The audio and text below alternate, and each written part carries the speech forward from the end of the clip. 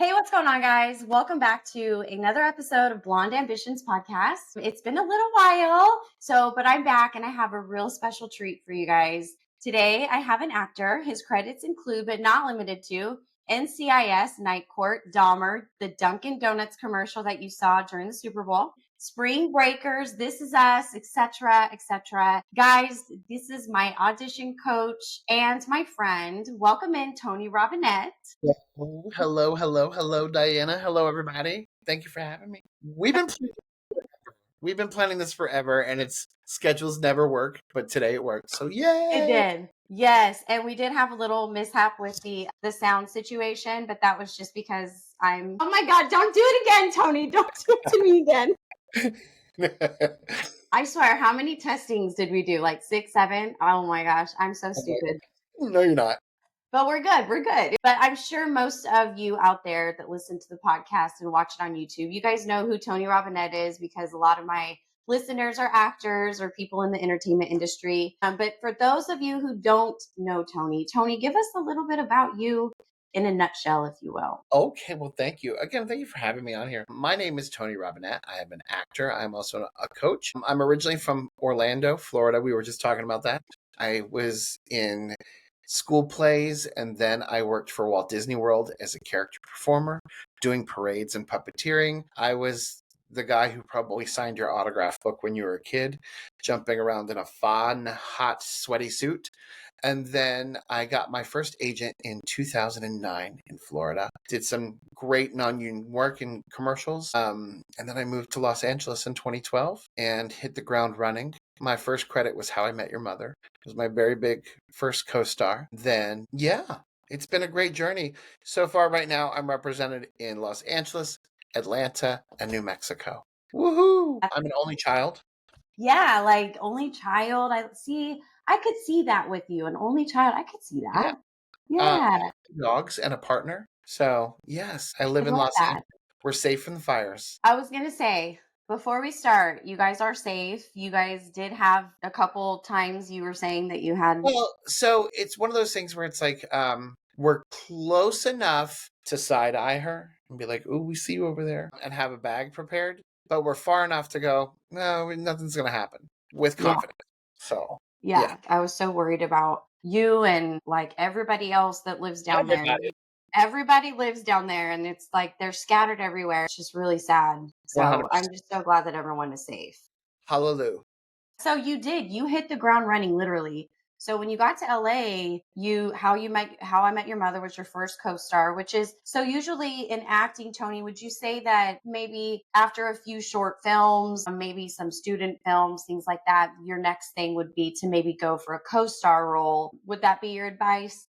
Yeah, I mean, so my journey was I was doing non-union commercials, a lot of non-union commercials in Florida. So I was getting used to what the demands and what the standards were. And then I booked a film in Florida that filmed in Florida called Spring Breakers with James Franco and Vanessa Hudgens and Selena Gomez. And then I was cut from that film. And my very first thing, I was cut from the movie, but at the same time, I'm still in the director's cut, so I still get residuals from it. That's great. And then I moved here. But yeah, I would say focus on, there's no specific order because I don't want to ever think that there is an order, a blanket order for everyone. Community theater, student films, small indie films, non-union commercials, and then, co-stars, guest stars, recurring guest stars, top of show guest stars, series regulars, series lead. Yeah. Yeah.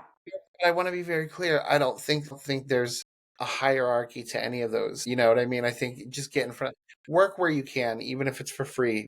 I agree. I think just getting the experience and networking is really priceless. Getting you on set, getting you used to how things go, meeting Totally. people. The best education on how a real world set works. Yeah, my first thing was a stand-in / body double. So that was a really good beginning, if you will. Well, because Yeah, you get to see how the sausage is made. There's no other way of saying, what I mean? correct. Yeah. Yeah, it's just good, valuable information. You get to meet people, directors, casting directors. But let's go back to some of the things that you've done. Your newest project that you have coming out Let's talk about that. I'll let you take it on from here. Absolutely. So look for me in an upcoming episode of the NBC comedy St. Dennis Medical. I believe it's slated to be around the first week of February. Yes. Wow, soon. Yeah. That's perfect. Yes, and it was a lot of fun. If you guys don't know St. Dennis Medical, please go binge watch it. It's really hysterical. It's probably one of the only comedies that's really on right now. Same creators as Superstore, and a lot of the same team as from The Office. And it's done similar to The Office, where it's like the talking heads and the mockumentary style. Uh, it stars Wendy McClendon Covey from Bridesmaids, Allison Tolman, who is hysterical. She's my scene partner. David Allen Greer. So you have some really awesome titans of television in it. Yes. And how was it working alongside of those people? A lot of fun. That one you literally went to set and it was like, hey, you have permission to play. Yes, I love that. Because it is such a comedy.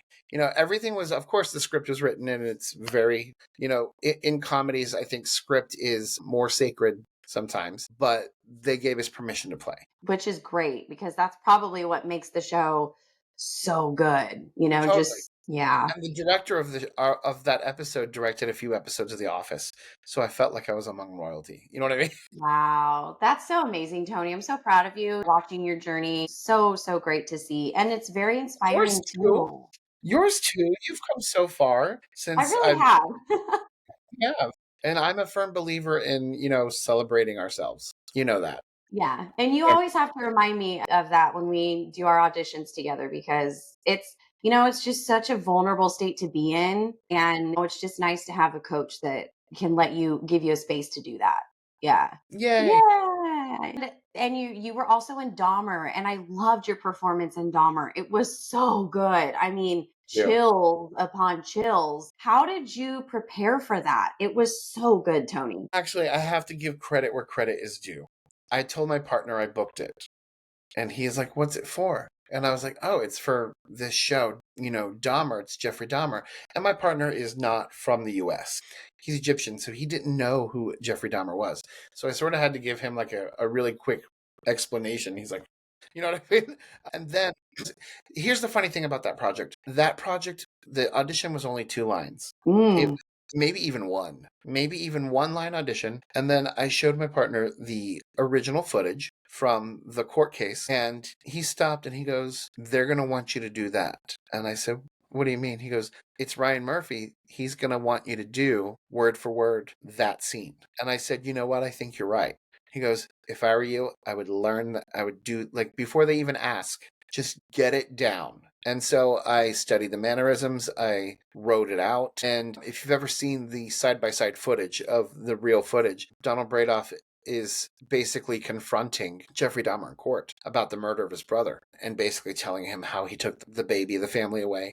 And he's very nervous. He's very incoherent. He talks in a way, in a pattern that's like, I know what I want to say, but now I'm not going to finish my sentence. Color is everything. And I'm just using that as an example where it's like, he just breaks things down and it's not coherent. You know what I mean? And so I studied the video. I studied the mannerisms because I was like, this is what they want, in my opinion. 2 things happened on that set that were amazing. One of them is I was getting a stink eye from one of the main characters on set, and I'm like, well, did I piss them off? Did I piss them off? Why are they looking at me like that? And I just remember Niecy Nash coming up to me and going, "I'm so sorry to keep on staring at you. You look just like him." So that's what she was doing. She was eyeing me and she's like, you look just like him. You know what I mean?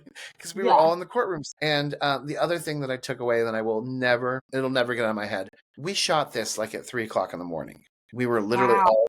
all like literally passing out. And it's like, okay, guys, let's go. Okay, you know what I mean? And Yeah. I remember after shooting, we were walking back to holding and Richard Jenkins was behind me and he went, "Hey man, good work." Wow. That's it. Richard effing Jenkins. And if you don't know who he is, go look him up. He's won Oscars. He's like everything. Yeah, he plays Jeffrey Dahmer's father. What a great compliment coming Yeah. from him. Yeah. So, I don't know how many times I watched that clip. So I was very curious in how you prepared for that because it was what the so fun fact moving. is? Before that, I was that guy who goes, "I don't do drama." Really?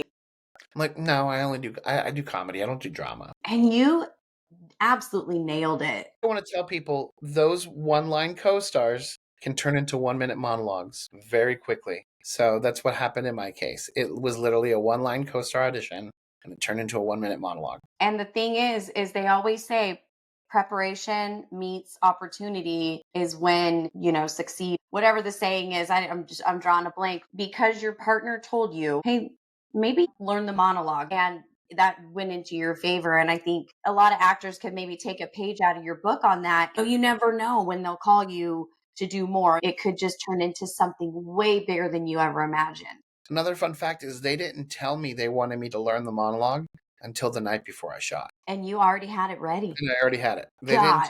They literally sent an email to my agent who said, "Can you make sure your client is familiar with this?" Wow. And I So bet it felt so good for you to be like, damn, I already have that. Okay, so let's go into the Dunkin Donuts commercial because fabulous. Let's do it. let's do it. I was so proud of you and it was just so fun to watch. You were so great, hilarious as always. I bet the crafty was great just because of the nature of the commercial. I bet. The crafty was. Here's the thing: it was Dunkin' Donuts everywhere. Dunkin' Donuts everywhere. You had your pick of like iced coffee, canned coffee, bottled coffee. There were donuts there. So, fun fact about that commercial: that commercial was starring Ben Affleck and at the time his wife J Lo, and it also had like Tom Brady in it, Jack Harlow, Fat Joe, and other celebrities that I probably don't even remember. And it was directed by Ben Affleck. A lot of people don't know that. It was directed. Oh, Matt Damon was also in it. It was directed by Ben Affleck. And fun fact, they did not let us know it was directed by him until we showed up to set. So you had no clue. We had no clue. So they were like, "Hey, we're having." Well, I had a clue, but it was nothing official. And they were like, "Hey, we want to do a day of rehearsals. The rehearsals are going to be done at the director's house." And we were like, "Okay, cool." And then I was like, "I think Ben Affleck's directing. Am I going to Ben Affleck's house?" And sure enough, I did. Yeah. Wow. So I was at Ben Affleck's house and for the rehearsals. That's insane. What But was that like? it was an out of body experience. It was awesome, but at the same time, these people are human. Yeah. To me, when I'm with big names like that, we're working together. There's you can fangirl internally all you want, but you can't show it. It's just like, okay, cool. I'm working with somebody and being paid to be here, and we're gonna have a great time. And I'm gonna be pro. Yeah. And I have a similar story. My stand in and body double, I didn't know when I booked it who it was for. It just said 5'2", bleach blonde hair, these certain sizes, and I matched exactly the height, everything. So I'm like, cool. Sure enough, I got a call first thing in the morning. So I drove down there. It was a pre-light day. And then the next day was the body double day. They're like, okay, talent walking in 10 minutes. 10 minutes go by and freaking Lady Gaga walks in. And I'm like, you're joking. So I literally had to keep it cool and turn on my working mode and just go Did you because have an interaction with her? Did she say hello? yes. Oh, yeah. I had to sit where I'd sat next to her. I had to wear her shoes. I had to go roll in some black sand with her. It was out of body. It was insane, like so That's insane. But I cried on the way home because I was so grateful because my whole life I've always wanted to perform, like sing dance on stage. and you're living it. Yeah, and then like my first job was with Lady Gaga, like And can I tell you, that's exactly what I'm talking about. Like you releasing that energy and crying gave yourself permission to celebrate it. yeah. You were celebrating yourself. You know what I mean? Look at how far I've come. And yes, it's different milestones, but that was a huge milestone for you, Yeah. for anyone. You know what I Right. mean? So it It was would like, be for anyone. yes, I'm going to celebrate it. I'm going to feel it. You know what I mean? Yeah.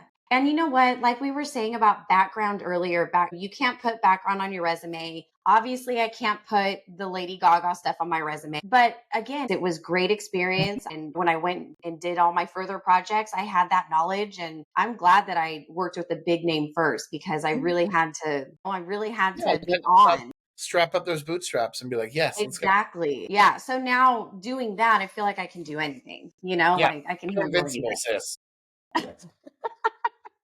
I do want to know though, is JLo's skin that beautiful in person? I just have to Yes, know. she was Wow. stunning. God. She was stunning. I saw her with no makeup on and she was like, wow, she's gorgeous. Yeah. She's Yeah. gorgeous. So beautiful. Yeah.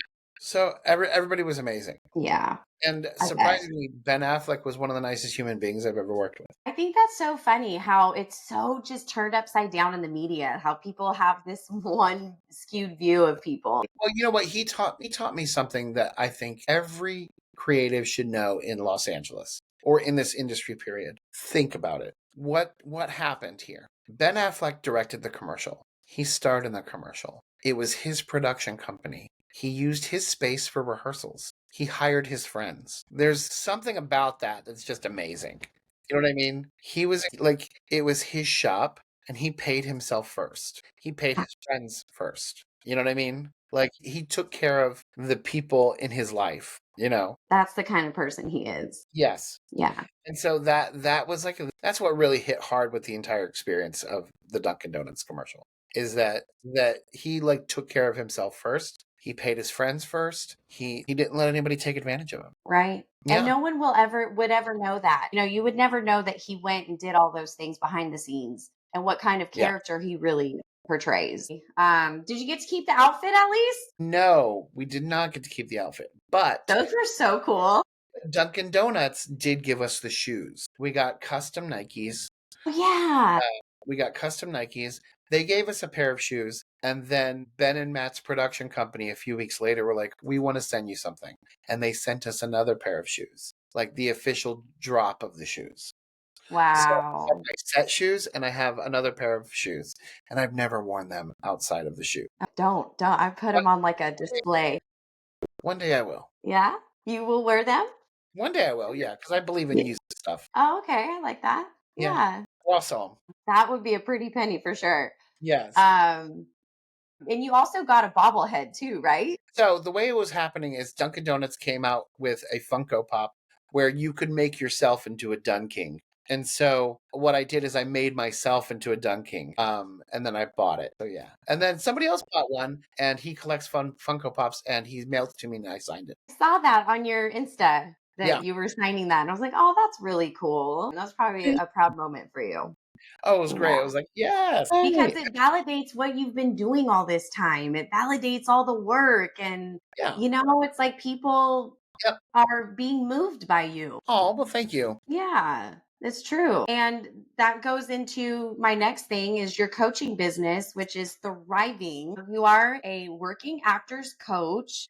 I started coaching. So I started coaching like almost 3 years ago. And what was happening is I was and this happens and you can't blame people. Every time I would book something or I had news, I would have 10 random people who I have maybe met in life, maybe never met, literally ask me questions. Some of them were very gracious and some of them were energy vampires. We all have energy vampires in our life. You just have to deal with them. Nobody was doing anything wrong. And I thought, and I remember I was giving it away for free with nothing in return, no energy exchange. And I'm using the phrase energy exchange because when I first started, I was like, buy me dinner, let's go to coffee, you treat, and then one day my partner was like, you could probably go into business doing this. And I was like, no, I'm not going to do that. And he goes, you should try it. And I said, okay, you know what?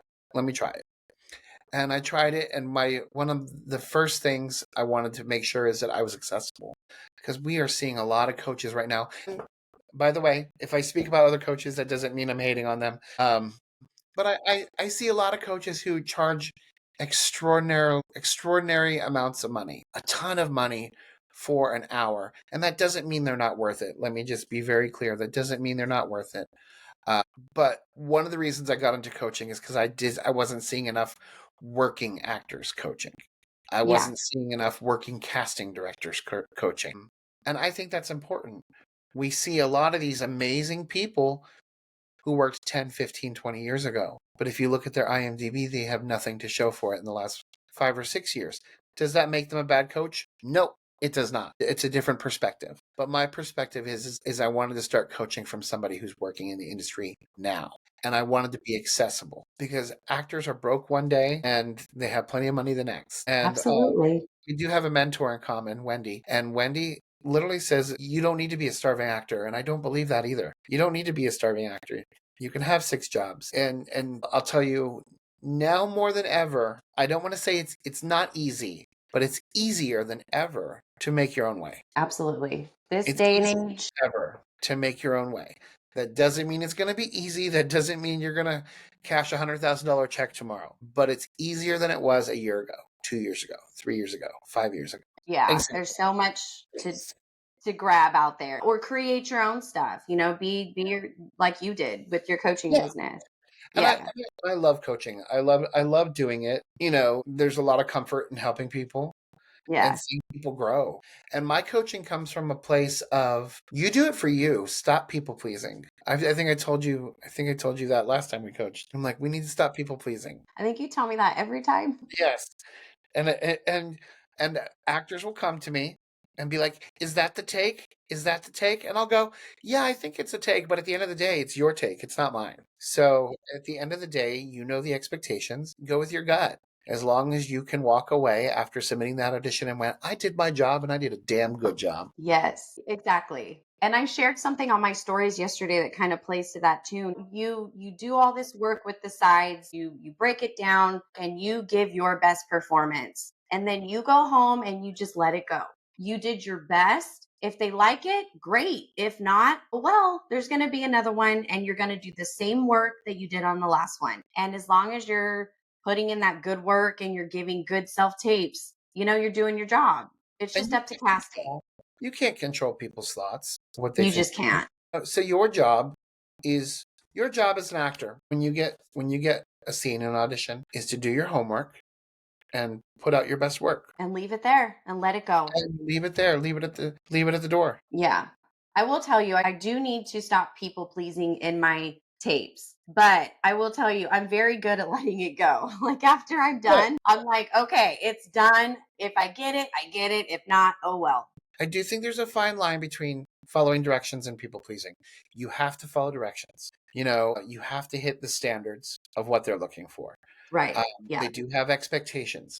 Hmm. I'm talking about people pleasing and what I don't even want to define what people pleasing is because it's different for everyone. But anyone who's watching out there, I want you to define what people pleasing is to you and the negative that it could possibly put on you. Yeah, for sure.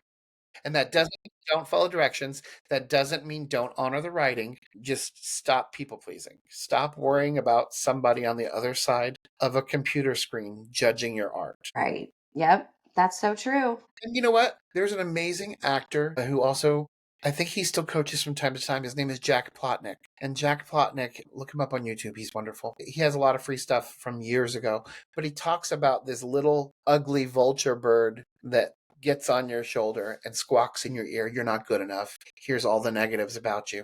And what do? You have to just sometimes shoo it away. It'll fly away. You'll be fine. But guess what? It has nowhere to land but your shoulder. So it's back. And you just have to keep on checking in. And I think people pleasing is a part of that. Yeah, 100%. Tell that bird to F off. You know? Go fly, go scratch. Yeah.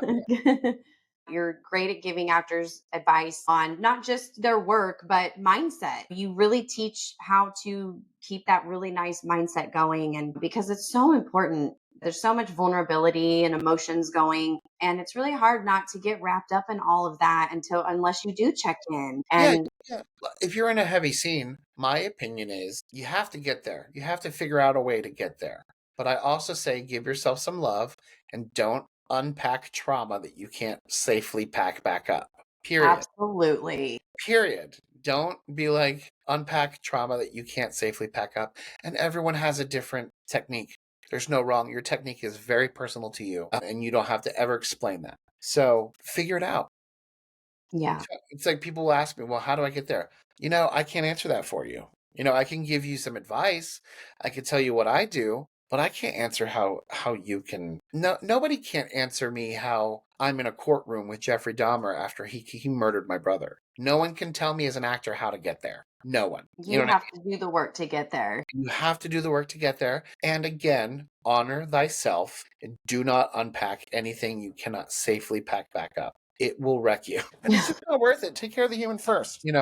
Yes. Sean Perez says, take care of the human first. I love Sean. I just love him.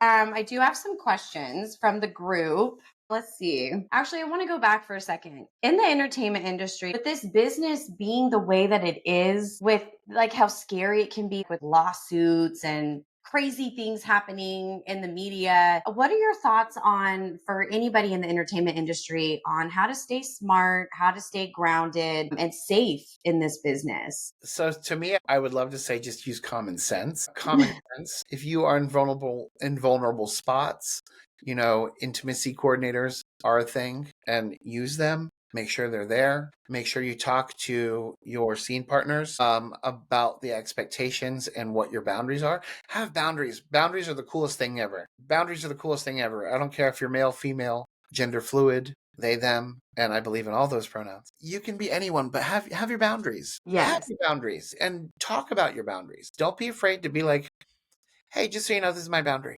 Cool. It's not your problem if they don't get it. If there's something on your mind that's worth your sanity, that's compromising you, say something. It's that whole see something, say something thing. You know what I mean? And defend yourself. Stick up for yourself. You're not going to get Yeah. blacklisted. You're not bothering them. You have to tell them what your is are. Yeah. You know, know the expectations and boundaries. Actually, Mhm. fun story. I booked a show called Masters of Sex years ago. Masters of Sex was on Showtime, and it was about the sexual study of, I think, Masters and Johnson. It starred Michael Sheen and Lizzie Kaplan. And I remember going to the audition, and it was one of the most vulnerable and explicit auditions I've ever had to do in my life. I booked it. I booked it. Yay. We went, and when you walked into this audition, and the casting director was Risa Brayman Garcia, who is a teacher at BGB Studios now, and at the time she was an icon in casting. Like she made John Goodman a star. You know what I mean? Of John Goodman. Like she did the original casting for Roseanne. Um, Wow. and Fatal Attraction, the original movie, and everything. So icon. And I Huge. I remember walking because we did in-person auditions back then. I remember walking to the audition and it literally said nude or simulated nudity. Nude, simulated, like it was plastered everywhere. This is the expectation. You had to even sign a paper. And then after you signed in, I booked the job and we went all day shooting. And they went up to this young woman and they said, "Hey, we're ready for your scene." And she goes, "Well, I didn't know I had to show certain parts of my body." What? 1 second. Next person. They talked to her. I saw her talk to her. She still said, "I didn't know." No. The director came over, talked to her. "I didn't know." All of a sudden, we were asked, "Hey, can we all come back tomorrow? Because we're not going to have time to shoot your scene." I was like, "Sure." Next day, it was a different girl. Same wig, same dress, same everything. The reason I tell this story is because she had a boundary. Whether it was correct or not, I'm not sure because we knew what we were signing up for. So that's another thing, that to know what you're signing up for. Because if you sign up for, "Hey, I'm going to show my top half. I'm going to do nudity," and then all of a sudden you get to a really multi-million dollar set and say, "No, I'm not doing that," you're not going to be liked. So pay attention to what's being asked of you. You're not going to change their mind, in my opinion, on stuff like that. Yeah. To me, that day she ruined a really good relationship with it. With Yeah, it, she just went about it the wrong way, I feel yeah, like. she didn't do It's anything wrong. okay if you don't want to do it. That's Yeah, not it. or see if there was a workaround. It's like, "Hey, can I have pasties on?" You know, Yeah. yeah, Yeah. Or can I? just don't submit for the job. Yeah, Don't confirm the audition. because to me it was like, well, there's no way you didn't know, because Right. if you went to the same audition I did, which you did, there was no way you didn't know unless you were just oblivious. You had to Yeah. sign a rider. Yeah. Was it like a last minute decision? Like, oh, maybe I don't want to do this and I'll just I pretend that think I had so. no idea. That's what I Yeah. think. That's what I think. Maybe. Yeah. Um, but my whole point to that is have your boundaries. Have your boundaries. She didn't waver. She didn't fall on her boundaries. We might not agree with it, but she said no. You know, And there's nothing you can do at that point. nothing you can do at that point. And yay for the girl who got it. Because the next day, literally, the girl was like, "Yeah, I was at Reese's 45 minutes ago," and she said, "Do you want to work today?" That's so cool. See how things just fall in your lap sometimes. Yep, Just literally. get that text.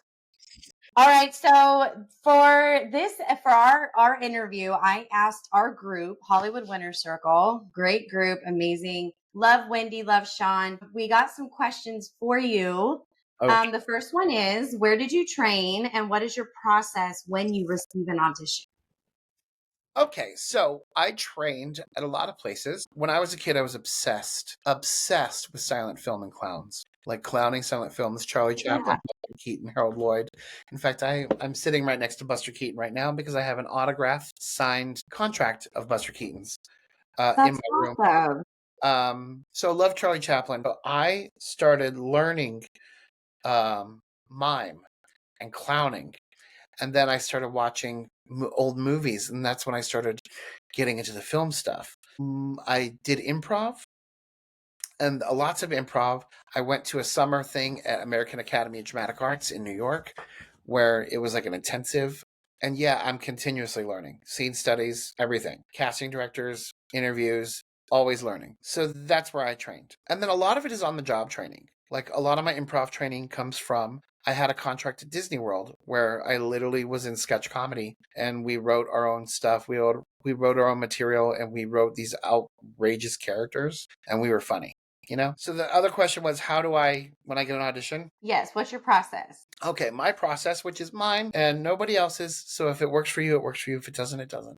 My process is I get the audition, I read the audition, I digest it, I do my work, and I just do it. And then I get it done. Yeah. You know what I mean? I find my Yeah. reader and I get it done.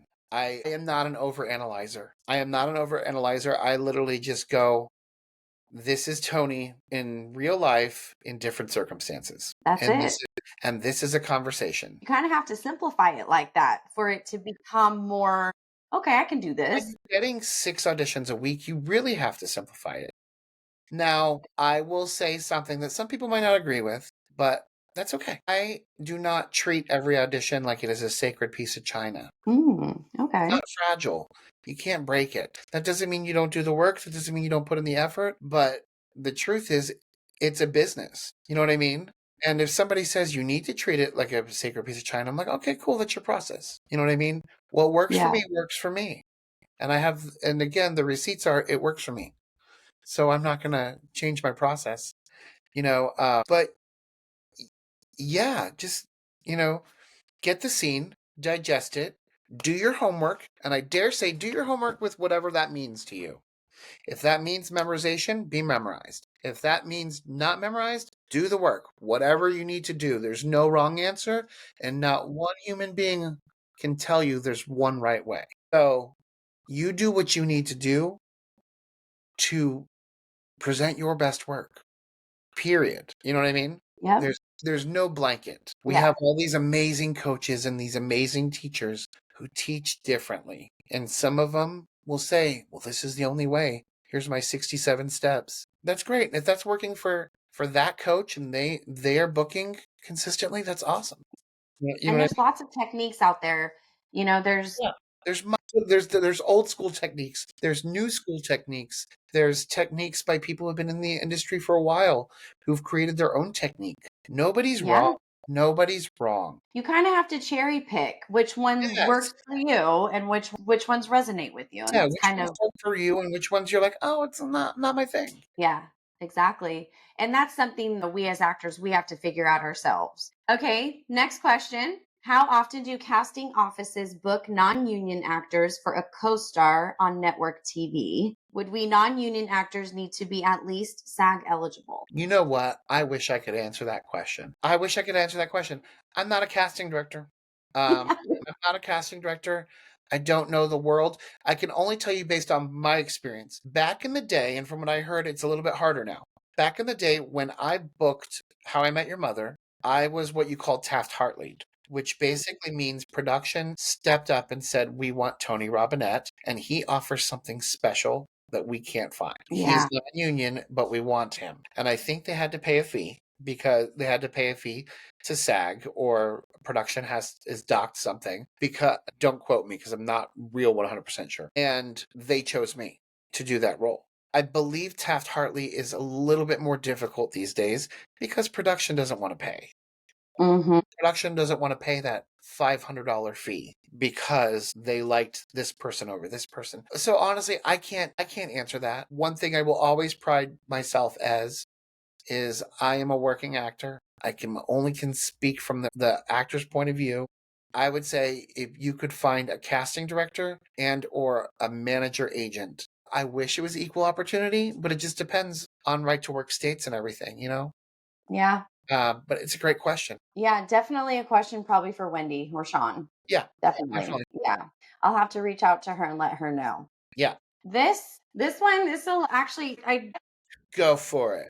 this next question I get all the time when I had Amy Linden on, I had Sean on. This question comes up all the time. All This fabulous, by the way. Go follow them. Yes, they are. Yes. Advice. So this question is coming from me too. Advice when you keep getting called into the same casting office 11 times but haven't booked. Keep doing what you're doing or change something. Asking for a friend. That's a great question. So first of all, we need to understand that you getting called in multiple times is a really amazing thing. You get called in multiple times with the same casting director means you have a fan. You have someone who believes in you enough to keep bringing you in. Also, I want you guys to realize that the casting director isn't the decision maker. Yes, we have to remember that. The decision director is not the decision maker. They are the middleman. I don't want to say middleman because I don't want it to seem like I'm taking away what they do because they do a lot. Right. Sometimes they do have a say, at least in swaying them. I really like Diana because of this. If it came down to these two girls, you know what I mean? But sometimes they won't say it unless they're asked. So I would say if a casting director is bringing you in multiple times, please know that you're doing something right. Also know that they don't control bookings. You don't control bookings. Your agent doesn't control bookings. The bookings are done by producers and production and network, period. And those are people you don't know until after you see. They don't ever see you until the final thing. So just know if you get called in multiple times, you're doing something correct. Does that mean you can't learn and increase your skills? No. Would I change anything up drastically? No. I'm doing something, and when the time is right, it's gonna happen. That's just the way you have to sort of think about it. Yeah. And Yeah. hopefully everybody's saying sort of the same thing. Totally. Yeah. Casting just they love you or they're not the ones that make the final decision. So they can advocate for you all day long, but it's up to I was pinned and put on a veil 8 times for the show Speechless. wow. Pinned. It's not auditions. That's pinning. That's a veil. 8 times for one show. And I finally got it on the 9th time. That's what you need. You need people who are in your corner who believe in you. Yeah. That casting director believes in you. And before you even get there, just stop putting the pressure on yourself to book. And I know that sounds yeah, but that's the whole point. Okay, cool. But stop putting the pressure on yourself to book. There's a reason. You know that old adage when you book a vacation, you'll book something? Yes. And it's happened. Has it happened to you? It's happened to me only like little things, like I'll get my nails done. And then it's like when I got my Orange Theory commercial, I had just gotten my nails done. Which, by And the way, I just saw it not too long ago on some streaming network, I think. did you really? Yes. Wow. Okay, that's great. Hey. But yes, it's like the universe is like, no, you got to go take your nails off now because now you So have I'm an going to audition. tell you. I'm going to tell you my theory of why that happens. You are relaxed way more during the audition because you could care less. Yeah. But you have I'm going on vacation. And even if you say, I'm going on vacation, but if I book this, everything would just stop and I would go. You're in vacation mode. So it's more like, and again, getting the audition done. If I could just go, okay, cool, let me just do it. And again, it's going back to, it's not fine china, it's not fragile. If you just go with the flow and fluidly just go, let me do it the way I do it, and then forget it, it's going to come across more natural, more conversational. They're not going to see any kind of desperation. They're not going to see, I want this job. You know what I mean? Yeah. They're going to see you. And a lot of people ask, what makes me stand out? In my opinion, what makes us actors stand out is being real. Being you. Being real as F. I've even said that to you. I think in our coaching sessions, I'm like, just be real. Just be you. Be Diana. Be Tony. You know what I mean? Yeah. I mean, it's kind of like what you were saying before. Like you're still living Tony, but Yeah. through imaginary circumstances. Yeah. You're Yeah. just using your own experiences for your emotions, Yeah. you know? If you could find a way, Zen way, to do your auditions effectively without stressing out, I think you're going to be in a better zone. Personally. Yeah. Don't put so much pressure on you. Don't show the anxiety in your tape. Because what happens? What happens? You get what's your favorite show on TV right now? Oh God, I have so many. Let's go with St. Denis Medical. St. Denis Medical. You get an audition for St. Denis Medical, and you realize that your scene is directly with Wendy McClendon Covey from Bridesmaids. Yes. And immediately the actor brain of you is going to go, oh my God, this is an amazing opportunity. I need to go get coached. I need to go do this. I need to go do this. I need to go. You're setting up all this anxiety. Am I wrong? No. You're setting up all this anxiety and you're setting up an expectation of, I have to get it perfect. No, you don't. It's so true.